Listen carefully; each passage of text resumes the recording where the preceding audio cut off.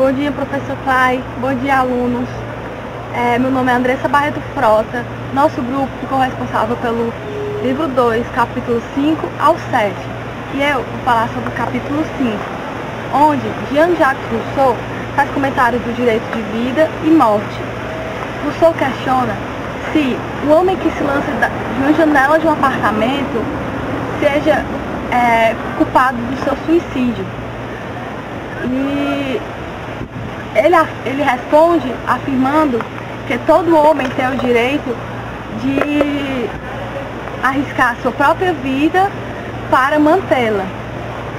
Ele constata em outra passagem que quem quer conservar a vida à custa de outra pessoa deve dá-la quando for preciso. No segundo parágrafo, Rousseau aponta um criminoso como rebelde e traidor da pátria. Afirma que os processos e as sentenças são as provas e declaração de que ele violou o tratado social e, desse modo, ele deixa de ser membro do Estado e, de fato, aplica-se a pena de morte.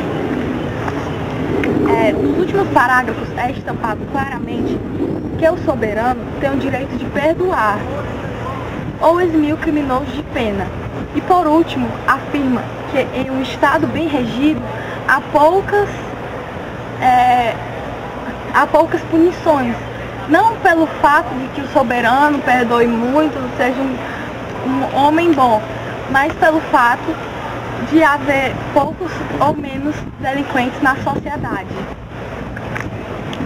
Meu nome é Andressa Aguiar Rocha e eu vou falar sobre o capítulo 6 da lei.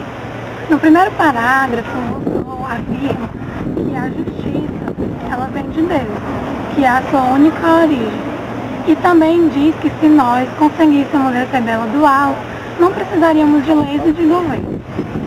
Contudo, no outro parágrafo, ele afirma que há, sem dúvida, uma justiça universal, provinda somente da razão. Só que para ela se estabelecer entre nós, seria necessário que fosse recíproca, ou seja, que eu fosse justa com o meu próximo e ele comigo também. Defende também que as leis e as convenções são necessárias para unir os direitos aos deveres e levar a justiça ao seu objeto. No estado de natureza, onde tudo é bem comum, eu não devo nada a quem nada prometi e tudo que para mim não for útil, eu considero alheio. Ou seja, o que eu não considerar necessário para mim, de utilidade, eu deixo para o próximo sem problema. Já no Estado Civil é diferente, onde a lei determinou os direitos. Então tudo que eu tiver, que eu achar que for o meu direito dado pela lei, eu vou atrás. Por mais que isso não seja tão útil para mim e que eu não queira tanto aquilo, não seja tão necessário. Mas porque a lei me deu o direito de ter, eu vou atrás. As leis têm objetivos gerais. Elas não consideram o indivíduo como o homem como indivíduo e nem as ações individuais, particulares. As leis são feitas, como já foi dito, como elas têm objetivos gerais, foram feitas para o coletivo. Elas atingem ações coletivas. Das ações coletivas, haverá as relações sociais. Então ela procura atingir os direitos de todos, e não só individual. Logo, tudo que for objeto do indivíduo ou particular não interessa ao poder legislativo. Bom dia, professor Klein e alunos.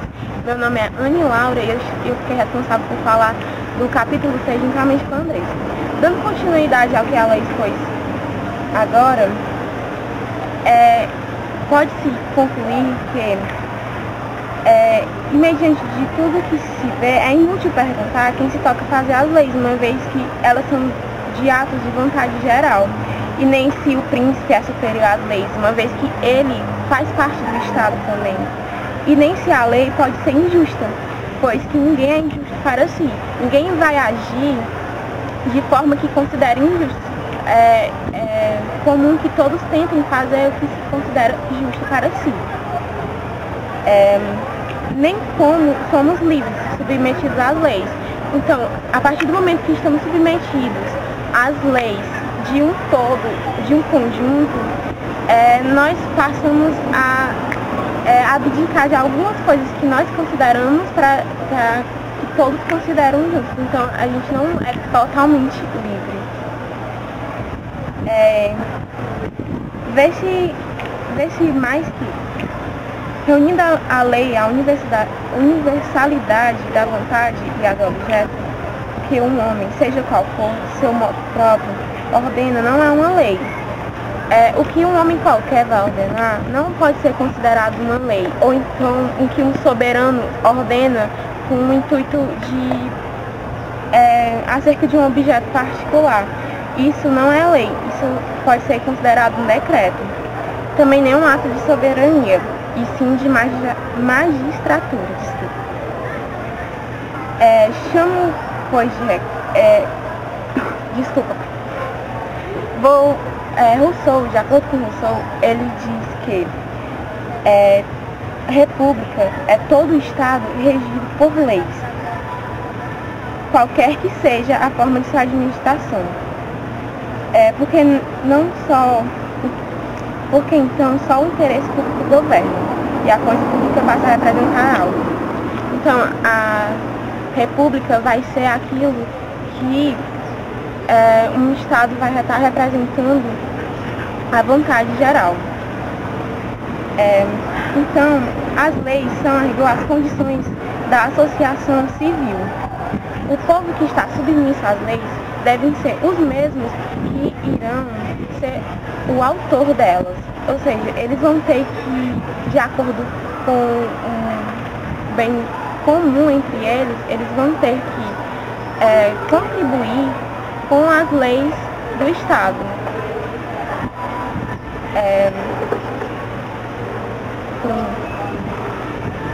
Bom dia, eu me chamo Antônio Ribeiro Parente Júnior e vou apresentar a primeira parte do capítulo 7 do Legislador para o professor Klein e alunos que porventura vão assistir esse vídeo. Primeiro, para descobrir as melhores regras de sociedade que convém às paixões, seria necessária inteligência superior que visse todas as paixões sem experimentar nenhuma, que, sem relação com a nossa natureza, a conhecesse profundamente, que se dignasse entender nossa felicidade, sendo a sua independente de nós, que, buscando enfim no andar dos tempos uma glória distante, pudesse atrapalhar no século e gozar no outro. Penso que o que Rousseau quis dizer com esse parágrafo foi: a pessoa ou instituição que vai elaborar as leis precisa necessariamente se desprender das paixões e anseios de terceiros, ignorar completamente emoções e desejos imediatos das pessoas para poder elaborar na medida do possível uma lei imparcial que possa beneficiar a curto e longo prazo na medida do possível. Leis justas que propiciem o benefício direto e indireto da população alvo delas. Esse mesmo raciocínio fazia Calígula quando ao fato Platão fazendo direito para definir o homem civil ou real que procura no seu livro do reino. Se porém não há dúvida de que o grande príncipe é homem raro, que diremos do grande legislador? Ao nascer da sociedade de Montesquieu, são os chefes das repúblicas que fazem a instituição, e depois a instituição que forma o chefe das repúblicas.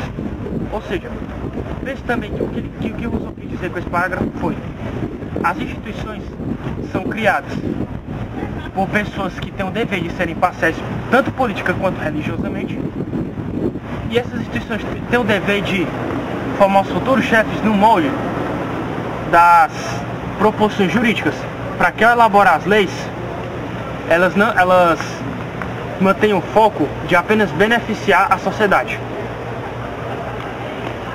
Em todos os sentidos, o legislador é no Estado um homem extraordinário, e o deve ser por seu engenho, não menos por seu emprego. Não é magistratura, não é soberania. Esse é o que constitui a república. Não entra na sua constituição uma função particular e superior, que nada tem de comum com o império humano, pois se aquele que governa os homens não deve governar as leis, o que governa as leis também não deve governar os homens, de sorte as leis, instrumentos de suas paixões. Ou seja, Acredito que o que Rousseau quis dizer também com essa assertiva foi que o legislador, além de não se deixar influenciar por nenhuma das proposições mundanas e anseios imediatos das populações, ele deve também ter o cuidado de fazer um trabalho acurado psicologicamente para trabalhar essas emoções, de modo que essas emoções de terceiros resultem em propostas jurídicas que vão beneficiar a elaboração das leis. Não pode deixar também que nenhuma perspectiva religiosa influencie as leis, pois em algum dos trechos ditos anteriormente, foi dito no livro de Rousseau que as leis vêm de Deus, mas quem elabora as leis são os homens. Ou seja, nós não devemos nos prender a uma lei pré-elaborada. Nós sempre devemos observar a lei, internalizar a lei, de modo que podemos sempre nos questionar e nos propor novas maneiras de encarar essa lei, para que disso resulte, do questionamento e da problematização, leis que melhorem a sociedade, que no constante aprimoramento da nossa capacidade de fazer justiça, da nossa jurisprudência, nós possamos melhorar a sociedade. E por último, podemos observar o seguinte: por exemplo, Roma em sua mais bela idade viu renascer todos os crimes da tirania por haver confiado aos mesmos a autoridade legislativa e o poder soberano.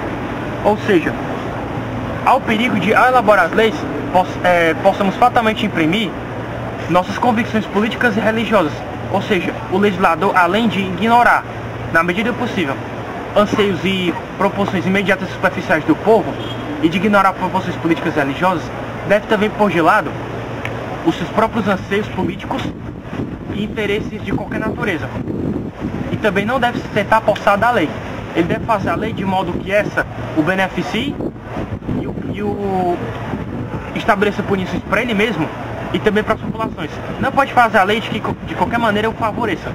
Ele deve fazer leis que contemplem todas as pessoas, inclusive quem as elaborou também. Pronto.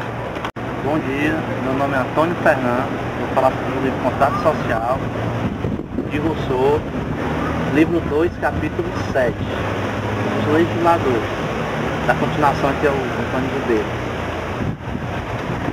Que Rousseau, para o povo nascente, possa gostar das ações máximas da política e seguir as regras fundamentais da razão de Estado, seria preciso que o efeito pudesse se tornar causa, que o espírito social, que deve ser obra da instituição, presidisse a própria instituição, e que os homens fossem estudantes das leis, que devem ser com elas.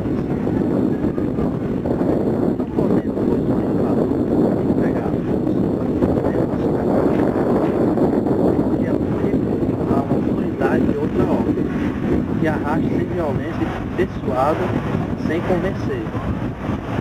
Ou seja, o legislador ele une o povo e elabora as leis para que podemos conviver em sociedade, e seria útil que possamos, através das leis, cumpri-las para